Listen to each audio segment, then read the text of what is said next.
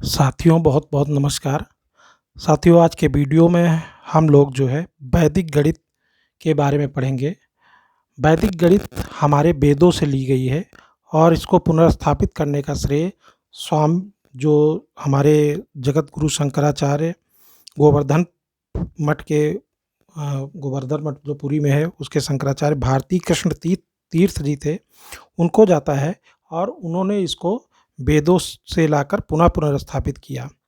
वैदिक गणित के द्वारा हम लोग मानसिक रूप से बहुत तेज़ी से गणना कर सकते हैं और इसका हम लोग आगे आने वाले 2-3 वीडियो में देखेंगे कि कैसे हम इसका उपयोग कर अपनी गणना करने की क्षमता को बढ़ा सकते हैं।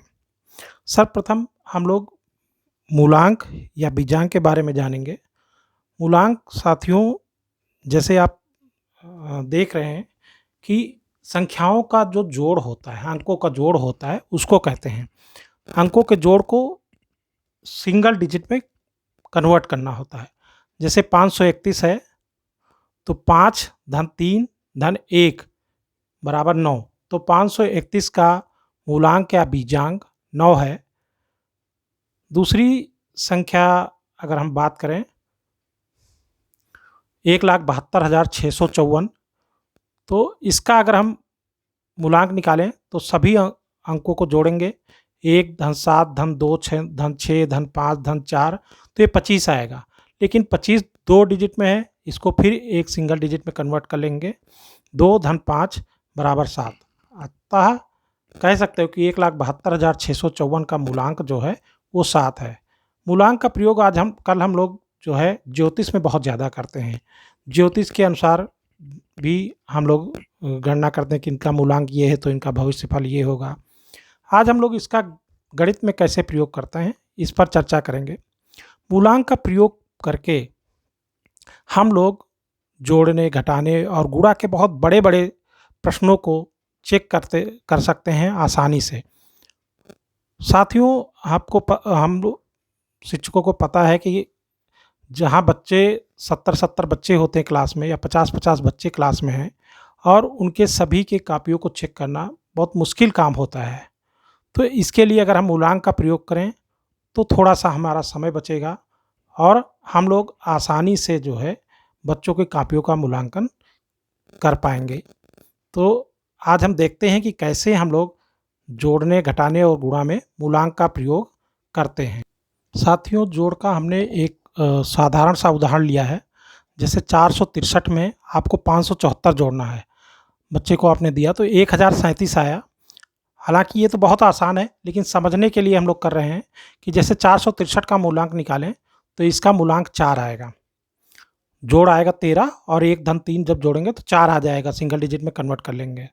574 का जोड़ अंकों का 16 आएगा और जब उसको सिंगल डिजिट में कन्वर्ट करेंगे तो 7 आएगा।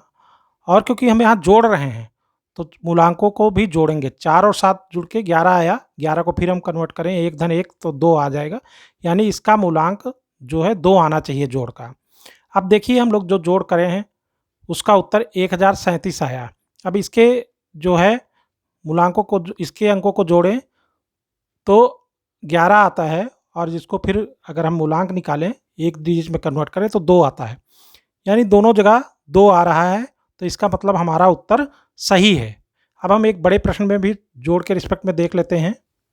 साथियों देखिए एक दूसरा उदाहरण है जिसमें बड़ा सा जोड़ हम लोगों ने लिया है 56,782 प्लस 46,135 प्लस 43,214 प्लस 63,721।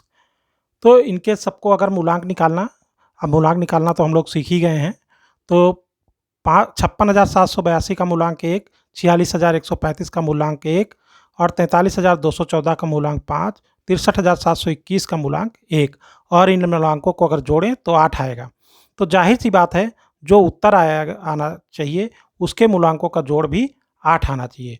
तो जो हमारा उत्तर आया देखिए वो है 2,09,852 और जब इसके अंकों का योग करें तो 26 आएगा और उसको पूरा मूल्यांक में कन्वर्ट करें तो 8 आएगा, यानी दोनों जगह मूलांक 8 आ गया। तो इसका मतलब ये हमारा सवाल सही है। अब हम घटाने के प्रश्न को देखते हैं। साथियों हम लोग घटाव का एक साधारण सा उदाहरण लेते हैं। जैसे 463 में से 325 घटाना है, तो 463 का अगर मूलांक निकालें तो 4 आएगा और 325 का मूलांक 1 आएगा। यहाँ घटाना है तो मूलांकों को भी अगर हम घटाएँ तो 4 में से 1 घटाएँगे तो 3 आएगा। कहने का मतलब जो इसका उत्तर आएगा उसका मूलांक 3 आना चाहिए। तो अगर हम घटा रहे हैं 138 आ रहा है और इसको अगर हम जोड़ें इसके अंकों को तो 12 आ रहा है और इसका मूलांक निकालें तो 3 ही आ रहा है, यानी ये उत्तर हमारा सही है। अब एक हम थोड़ा-सा बड़ा प्रश्न लेते हैं घटाने का और उसमें उत्तर की जाँच करते हैं। साथियों, यहाँ दूसरा उदाहरण लिया गया है। देखिए 9863 से 1246 घटाना है, तो हम देखें कि 9863 का मूलांक 8 आएगा और 1246 का मूलांक 4 आएगा। तो मूलांक को अगर हम घटाएँ तो 4 उत्तर आना चाहिए, यानी हमारा जो घटाने पर उत्तर आए उसका मूलांक 4 होना चाहिए। तो घटाने पर 8617 हुआ और इसके अंकों को हम जोड़ें तो 22 होता है और उसका मूलांक निकालें तो 4 होता है। तो दोनों जगह 4 आ रहा, यानी हम कह सकते हैं कि ये सवाल हमारा सही है। साथियों, अब हम गुणा के प्रश्नों में मूलांकों का कैसे प्रयोग करेंगे तो उसको हम लोग देखते हैं। एक गुणा हमने साधारण सा लिया है, 637 को 547 से गुणा करना है। तो 637 का अगर मूलांक निकालें तो 4 आएगा और 547 का मूलांक निकालें तो 7 आएगा। यहाँ मूलांकों का भी हम लोग गुणा करेंगे तो 7 चौक 28 आएगा और उसका फिर से मूलांक निकालें तो 1 आएगा। यानी हमारा जो उत्तर आएगा उसका जो है मूलांक 1 आना चाहिए। तो जो हमारा उत्तर आया 3,46,798, इसके अंकों को जोड़ा हमने तो 37 आया और 37 का फिर मूलांक निकाला तो 1 आया। अतः ये हमारा उत्तर सही है। एक और उदाहरण से हम इसकी जाँच कर लेते हैं साथियों। हम यहाँ एक और गुणा का प्रश्न ले रहे हैं जो थोड़ा सा बड़ा लिया है हमने। देखिए 1,23,45,679 को 9,991 से गुणा करना है। तो अगर हम पहली संख्या का मूलांक देखें 1,23,45,679 का तो मूलांक 1 आएगा और 9,991 का भी मूलांक 1 आएगा। यानी मूलांकों का गुणा करें तो 1 आना है। तो इस तरह जो उत्तर आएगा उसके भी मूलांकों का योग 1 आना चाहिए। तो जब इसको हम गुणा करेंगे तो जो उत्तर हमारा आ रहा है इसके अंकों को अगर हम जोड़े हैं तो 55 आता है, यानी उत्तर हमारा 1 आता है। तो कह सकते हैं इस तरह की मूलांकों के प्रयोग द्वारा हम आसानी से बच्चों की कॉपियों को चेक कर सकते हैं। आसानी से जोड़ घटाना गुणा उनका चेक किया जा सकता है।